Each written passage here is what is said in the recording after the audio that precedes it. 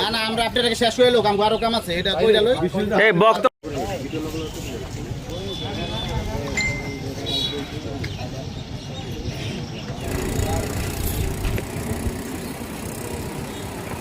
এদিকে তাকান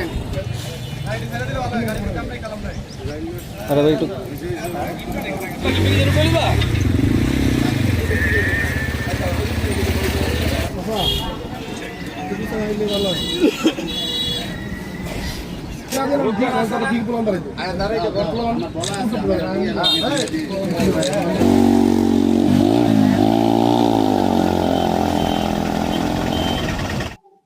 গত 7/6/2026 ওরা সাইনবোর্ডটা লাগাইছে। সাইনবোর্ডটা লাগার পরে আমি ওই দিনেই ইয়াসিনের ছোট ভাই আমার পাঠাইছে যে সিরাজদিখান থানায় যা। সিরাজদিখান থানা যাওয়ার পরে আমি সিরাজদিখান থানায় কি স্যার নাম সঠিক খেয়াল নাই, ওই স্যারের কাছে গিয়ে অভিযোগটা জানাইছি। অভিযোগ জানার পরে ওনারা এখন পর্যন্ত কোনো পদক্ষেপ নেয় নাই, এখানে কোনো তদন্ত আসে নাই এই পর্যন্ত।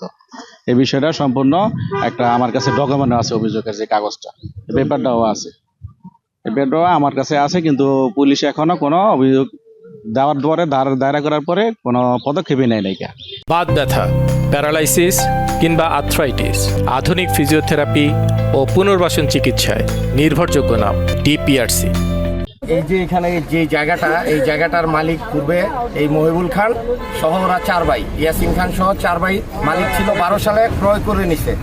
পরবর্তীতে মহিবুল খান এবং তার বড় 2 ভাই, তারা বড় 3 ভাই তাদের ছোট ভাই ইয়াসিন খানকে লিখে দিছে তাদের সম্পদ। এখন বর্তমান মালিক ইয়াসিন খান 97.28% মালিক, পুরা এই জায়গাটার পুরা মালিক। কিন্তু এখানে এই যে স্পেন শাহ আলম প্রবাসী, স্পেন প্রবাসী, তো উনি এখানে কোনো জায়গার মালিকানা নেই, কিন্তু উনি জোর জবরদস্তিভাবে দখল করে চাইতেছে জায়গাটা নিয়ে নেওয়ার জন্য। ইয়াসিন খানকে কয়েকবার বলেছে যে তুমি আমার কাছে বিক্রি করে দাও, আমাকে দিয়ে দাও, ঠিক আছে, তো দেয় না। উনি বলছে যে না, আমার জায়গা আমি বিক্রি করবো না, আমারই থাকবে। তো সেই ক্ষেত্রে উনি এখন জোর জবরদস্তিভাবে এটা দখল করে সাইনবোর্ড লাগাইছে, লেখা রাখছে যে বায়না সূত্রে মালিক। আবার দাতা লেখা রাখছে 3 জনের নাম, 3 জন নাকি দাতা। আসলে ওই 3 জন তো ইয়াসিন খান বা কারো কাছ থেকে জমি ক্রয়ই করেনি, কিনেনি, তাহলে দাতা হবে কীভাবে?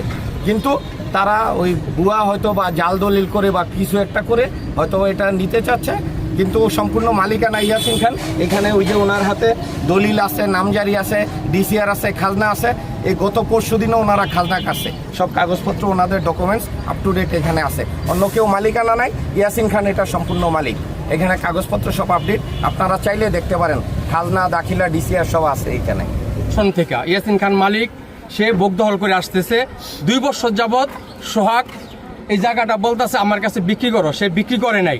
না করাতে তারে হুমকি দিছে যে আমি এই জায়গার মালিক। কিভাবে মালিক? তুমি আমার লিখা দিছো বা দলিল করছো, সেই দলিল। তখন ইয়াসিন খান বলছে যে দলিলটা আমাকে দেখাও, বা লোকজন আছে তাদের দেখাও।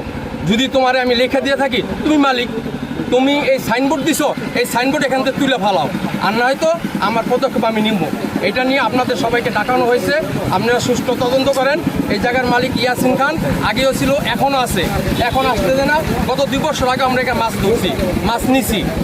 এই যে স্পেন শাহ আলমের সাথে হাত মিলাইয়া তারা একটা ভুয়া সাইনবোর্ড দিছে, যে সাইনবোর্ডের কোনো ভিত্তি নাই।